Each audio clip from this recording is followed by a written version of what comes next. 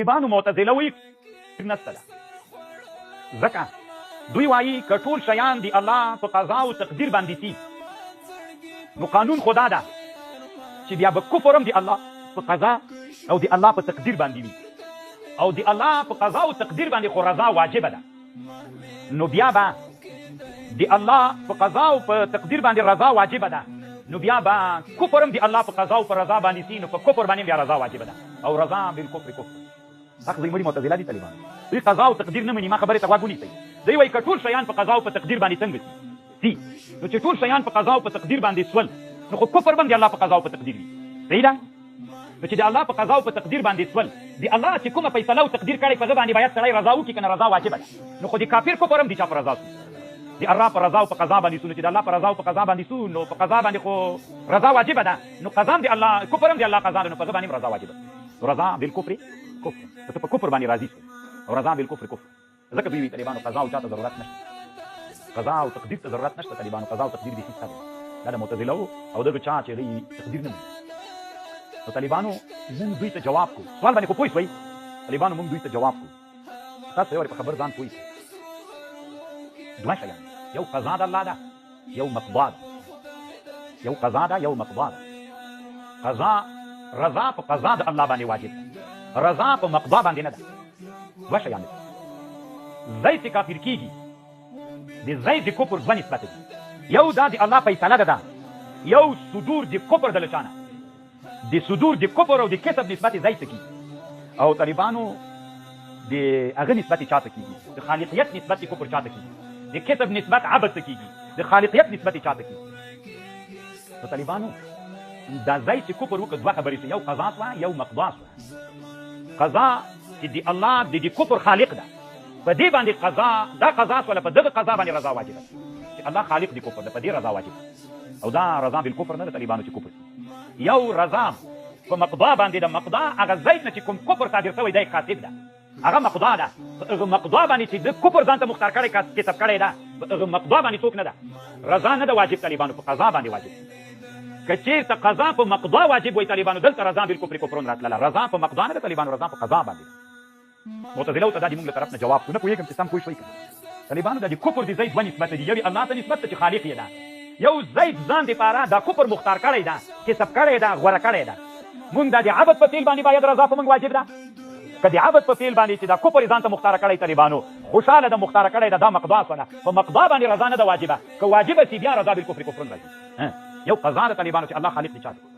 د کفر د طالبانو مونږ په دې چې دا د زید چې کافر شوی دی دا د الله فیصله ده دغه د الله په فیصله باندې طالبانو چې قضا ده مونږ په دې باندې رضا باید مونږ وکړو دا واجبه ده نو رضا په قضا باندې طالبانو دا کفر نه ده رضا په مقضا باندې طالبانو دا څوک ده نو مونږ په رضا په مقضا کړي که په رضا د قضا باندې رضا په قضا باندې د رضا په مقضا باندې نه ده دا د مونږ له طرف نه عقلي جواب معتزله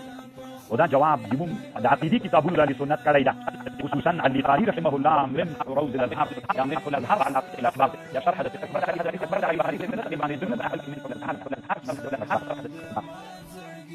او طالبانو علماء راوي دي هغه حکم اجماعي کوي دي طالبانو هغه تفصیل او جزئیات قضا طالبانو هغه حکم اجمالی کلی دا طالبانو څوک قضا او جزئیات دغه هغه تقدیر ده قضا د اجمالی حکم دا کلی اجمالی حکم د دې لاندې جزئیاتو د تقدیر وې دای په مابین کې تاسو شاول الله سے حجت الله بالغی کې وې طالبانو ورونو وی دا تقدیر په ازل کې لیکل شوی دا پنځه قسمه تقدیر ده تقدیر ټول څو قسمه ده پنځه قسمه ده یو تقدیر هغه تقدیر چې په ازل کې لیکل شوی د یو زمانہ کې معلومه نه ده په ازل کې الله دا تقدیر د ټول دنیا او د انسانانو او حیواناتو تقدیر لیکل یو تقدیر طالبانو 50000 کال د انسان د پیدایښت نه د ځمکې او د اسمانونو پیدایښت نه 50000 کال مخکې بل تقدیر لیکل شوی بل تقدیر چې کله نبی آدم علیه السلام په وادي النعمان عرفات کې وروسته حدیث روان ده الله دې دل شانه دغه اولادونه را پیدا کړل الله تعالی لست بربکم دوی ټول په وخت له ویل بلان ربنا صحیح ده دا دویم تقدیر دا دریم تقدیر څلورم تقدیر کله چې د مور په نس کې سړی وي دلته طالبانو د روح له پوکولو نه مخکې الله دلته یو بل تقدیر وي څلورم پنځم تقدیر دا د طالبانو د حادثې نه مخکې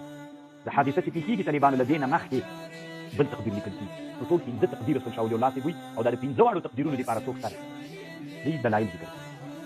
او تقدیر طالبانو په دوه قسمه ده تقدیر قضا په دوه قسمه ده یو قضا مبرمه ده طالبانو یو قضا معلقه ګوري طالبانو کله کله به ذهن کې تاسو سوال پیدا کېږي چې الله یو سړی زید مریض ملا ته ورل ملا وي خیراتو کې دعا ورته وکړي په تقدیر کې لیکلي وي طالبانو چې دا له دې مرضه مړ کېږي بیا نو دعا ته ضرورت که خیرات ته ضرورت په تقدیر کې لیکلي دي دعا هېڅ تاثیر باید ونه کړي نو طالبانو دا تقدیر او قضا دوه قسمه ده، یو مبرمه ده، الله تقدیر کې څه لیکلي دي چې زید به له موټر ټکېدل نه مړ کېږي، امر باندې به تندر راغورځي، او بکر به اوبو کې غرقېږي. نو دا طالبانو قضا مبرمه ده، همداسې قطعي همداسې لیکلي، بل هېڅ نه همداسې دي. یو طالبانو قضا معلقه ده. قضا معلقه دې ته ویل کېږي طالبانو زید به د موټر له ټکر سره داسې حالت ته رسېږي چې نور به د مرګ حالت دا به تقدیر کوي، خو بیا به مسلمانان دته دعا کوي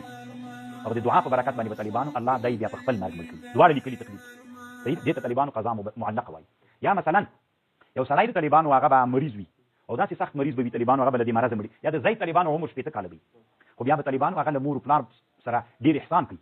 مور و پلار سره احسان د دې خدمت هم طالبانو سبب د چا ګرځېږي؟ زیادت عمر ګرځېږي. نو طالبانو کني د مور و پلار سره احسان څنګه زیادت عمر ګرځېږي؟ هلته خو تقدیر لیکلی، موږ دا تقدیر کې همداسې اصل عمر به یې څومره وي،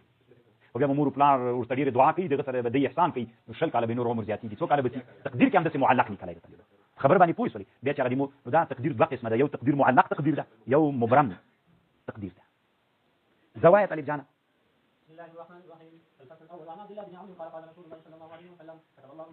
الله لیکلی دي مقادیر د خلایق قبل ان يخلق السماوات والارض ب50,000 سنه، 50 کاله مخکې د اسمانو د مځکې د پیدایښت. قال وكان عرشه على الماء، الله عرش په هغه وخت کې طالبانو په اوبو باندې. طالبانو دنیا باندې څومره وخت تېر شوی؟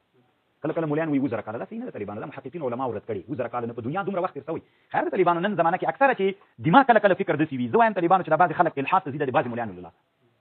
صحیح ده طالبان تاسې تنها د زغالو په معدن باندې بحث وکړئ چې دا زغال په معدن کې جوړېږي، څنګه جوړېږي؟ دا زغال اصل کې څه شی و، او بیا طالبانو دا په معدن باندې چې بدل سو څه شی سو، او دا طالبانو بیا په دې باندې په علمي کیمیا کې بحث وکړي چې عادي خاوره طالبانو چې په چا بدلېږي؟ په زغال بدلېږي. اوس طالبانو زه به تاسې نه پوښتنه وکړم، د ښځې په نس کې چې د انسانانو کې د ښځې په نس کې بچی څومره وخت لري چې له نطفې نه طالبانو بچی بیا هغه ته راوځي؟ څومره وخت؟ اوښ څومره وخت لري؟ زمری څومره وخت لري؟ چرګ هګۍ څومره وخت لري؟ وزه څومره وخت لري؟ هر حیوان سره الله په خاطر طالبانو راځي، طالبانو راځي د عقید دې کوم ځای موږ تاسو پر دې د خبرې کوله کوي ان تاسو د موالید یو بل سره چې طالبانو بچی طالبانو په دې ځکه په خېټه کې طالبانو کلم ځکه بلار بچی غزه کله سپین زر کله یاقوت کله زمرد کله یو شی کله بل شی ځکه کې پیدا کیږي. دا ټول طالبان د ځکه بچی، خو دا هر بچی طالبانو خپل مودل لري. لکه څنګه چې اوس طالبانو د وزې بچی چې څومره وخت کې یار چاته معلوم ده، ماته اوس نو معلوم طالبان تاسو نه ده، خو طالبان هم داسې معادن په علمي کیمیا کې وی چې دا په دومره وخت کې طالبانو د معدن په دومره وخت کې طلا ګرځي، دومره وخت یاقوت ګرځي، دومره وخت زمرد ګرځي، مودل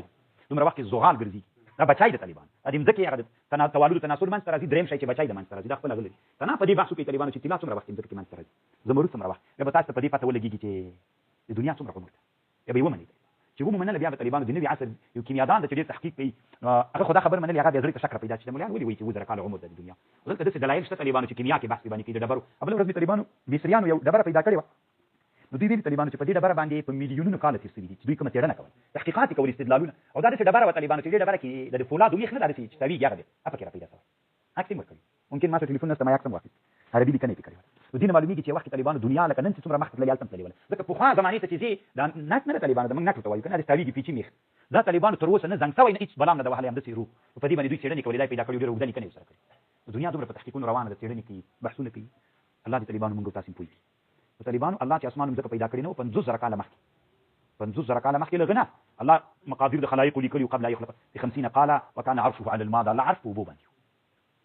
دا د شاول الله څه ویلي چې څو تقدیر دي، 15 یو تقدیر دا ده انسانانو د پیدایښت نه 50,000 کاله مخکې. دا رواه مسلم. طالبانو امام رازي ته د امام رازي څومره کتاب جوړ کړی تفسیر کبیر په افغانستان کې په دینن زمانه کې لمانه نیولې د مولا پیدا نه شي ټول تفسیر کبیر کتلی ستا ما خو نه دا اورېدلی چې نه تاسو اورېدلی چې داسې ټکي په ټکي کتلی طالبانو پې پوهېږي چې وایي داسې دي پکې او داسې امام رازي صاحب طالبانو په تفسیر کبیر کې په دې بحث کوي دلته الله وایي وکانه دنیا یو وخت کې ټول یو بل بغیر د نوح علیه السلام د طوفان نه مخکې طالبانو په دنیا باندې د اوبو ورځ تر بلې نه کټ روان دي تاسې د بندیامیر ته لاړ شئ طالبانو پوهېږي امام رازي صاحب په دې دلایل وي دا غرونو جوړښت نه معلومېږي طالبانو چې د وخت غرونه ټول لکه غرونو کې داسې شیان پیدا کېږي چې په دې دلایل دي چې دا مخکې د اوبو لاندې ډوب دومره ډېرې اوبه دنیا په سر ولاړې کرا کرا اوبو دغه کټ روانه ده نو به چې کرا کرا کټ روانې شو طالبانو دنیا به وچېږي ځکه انسانان په دې ځکه باندې څوک نشي کولی ژوند نشي کولی نو اخراج ما فی القوه الى الفیل ته ټول شیان به فیل ته راوځي قوت به نور په ځمکه کې ختم شي که نه چې ختم شو بس خپله قیامت ته چې په ځمکه باندې ژوند نشي کولی خو همدا قیامت ته وعن ابن عمر قال قال رسول الله صلى الله عليه وسلم كل شيء بقدر ټول شیان په تقدیر کې لیکلي حتی العجز عاجز والیم طالبانو والقیس پوهه دا پوه هم چې الله چاته ورکړي دا هم تقدیر کې لیکل شوی او طالبانو یو سړی چې ضعیف او عاجز وي دا هم په تقدیر کې لیکل شوی څنګه زور سره تا ته وایم څومره زور به درکړي طالبانو کې کم یو سره به غېږه ونیولی شي دا څه نه چې بیا ته ګوره ووایې چې دغه سره بیا سبق نه وروسته په غېږه ورولو ځه نشته لکه څه زور نشته پکې طالبانو بس دا زور هم طالبانو ته چې الله ورکړی په چا یې ورکړی په تقدیر کې لیکل رواه مسلم. وعن ابي هريره رضي الله عنه قال قال رسول الله صلى الله عليه وسلم احتج ادم وموسى.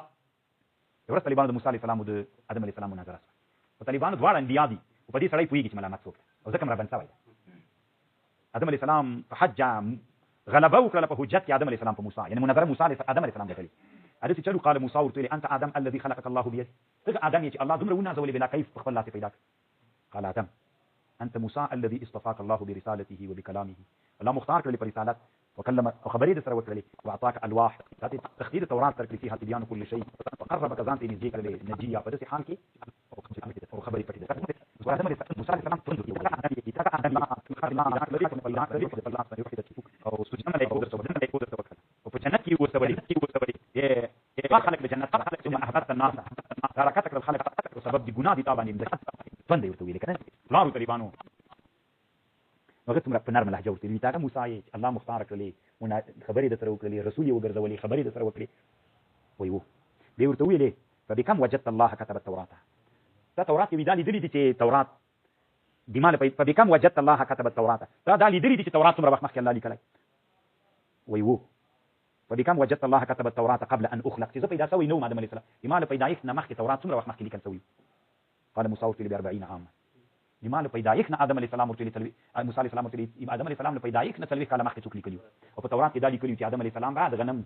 دانه خوري او بیا به لګنه د ځمکې ته راکته کېږي ټول اهل به راکته کېږي.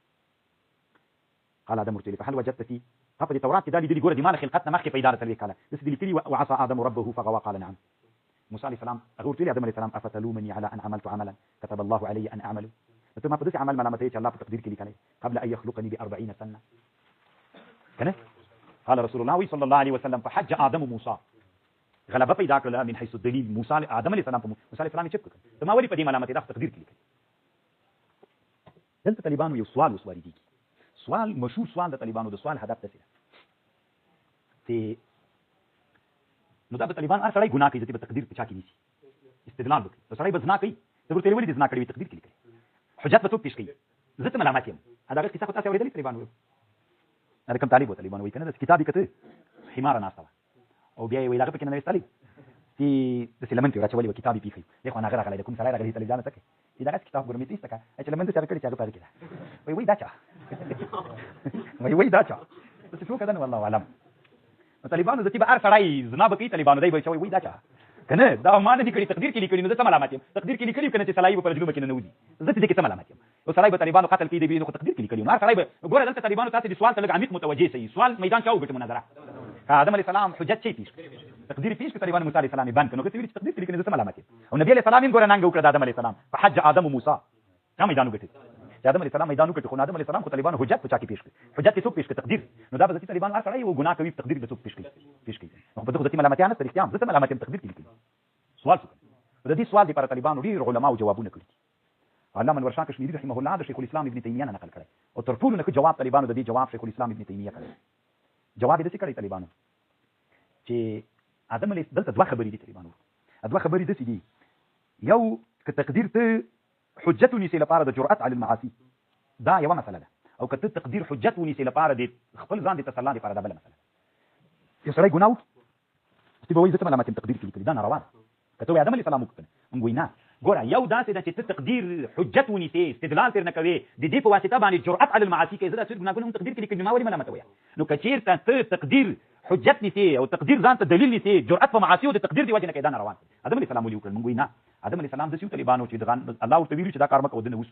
چې وایي کې طالبانو اوس آدم علیه السلام چې ځکه تراکته سو دومره خپاو طالبانو طبيعت خراب چې ما نه ګناه سوي ده نو طالبانو دلته د جرأت عن المعاصی او د لپاره تقدیر دلیل نه دی نیولای طالبانو د خپل ځان د تسلی لپاره او د ځان د ناامیدۍ نه د بچ کېدو لپاره د دې ناامید سو طالبانو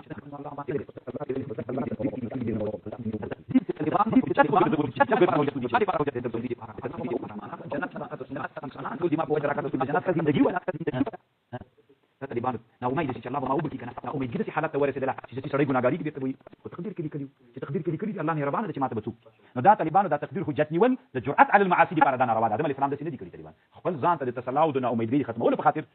دا کار کړی صحیح